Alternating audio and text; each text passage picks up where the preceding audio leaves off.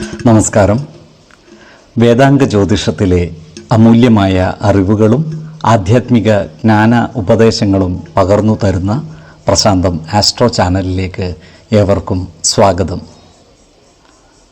ഈ ചാനൽ ഇതുവരെയും സബ്സ്ക്രൈബ് ചെയ്യാത്തവർ ഇപ്പോൾ തന്നെ സബ്സ്ക്രൈബ് ചെയ്യുക. നോട്ടിഫിക്കേഷൻ ലഭിക്കുന്നതിനായി ബെൽ ബട്ടൺ അമർത്തുമല്ലോ.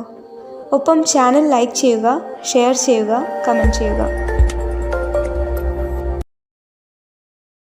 കൊല്ലവർഷം 1199 കർക്കിടക സംക്രമം വിശാഖം നക്ഷത്രത്തിലാണ്. കർക്കിടകം 1-ാം തീയതിയിലെ ഗ്രഹനില അനുസരിച്ച് എടവം രാശിയിൽ സർവേശ്വരകാരകനായ വ്യാഴവും കുജനും, മിഥുനത്തിൽ ആദിത്യനും, കർക്കിടകം രാശിയിൽ ബുധനും ശുക്രനും, കന്നിയിൽ കേതുവും, തുലാം രാശിയിൽ ചന്ദ്രനും ഗുളികനും, കുംഭത്തിൽ ശനിയും, മീനം രാശിയിൽ രാഹുവും സ്ഥിതി ചെയ്യുന്നു. മകയിരം നക്ഷത്രത്തിൽ ജനിച്ചവർക്ക് കർക്കിടക മാസം പൊതുവെ ഗുണഫലങ്ങൾ കൂടിയിരിക്കും.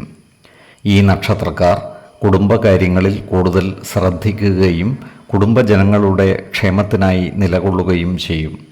നല്ല വാക്കുകളിലൂടെയും പ്രവൃത്തികളിലൂടെയും എല്ലാവരുടെയും ഇഷ്ടം നേടിയെടുക്കുവാൻ ഇവർക്ക് സാധിക്കുന്നതുമാണ്. ഈ നക്ഷത്രക്കാർ ഭാവി ഭദ്രമാക്കുവാനുള്ള പദ്ധതികളും മറ്റും ആലോചിച്ചു നടപ്പിൽ വരുത്തുന്നതാണ്.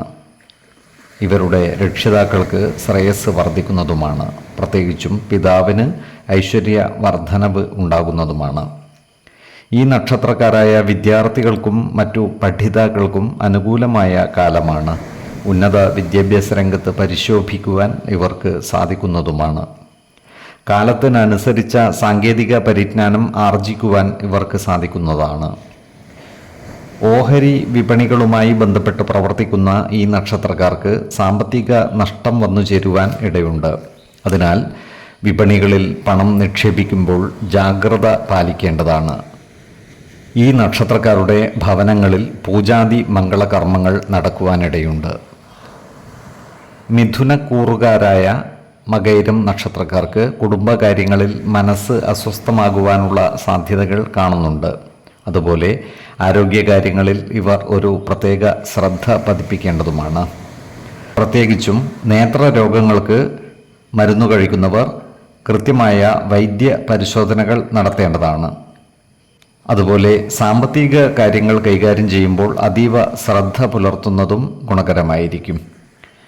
ജോലിസ്ഥലത്ത് അപ്രതീക്ഷിതങ്ങളായ ചില പ്രയാസങ്ങൾ വന്നു ചേരുവാനുള്ള സാധ്യതകൾ കാണുന്നുണ്ട്. അതിനാൽ സഹപ്രവർത്തകരോട് നല്ല രീതിയിൽ പെരുമാറുകയും എല്ലാവരുടെയും ഇഷ്ടം നേടിയെടുക്കുവാൻ പരിശ്രമിക്കുകയും വേണം.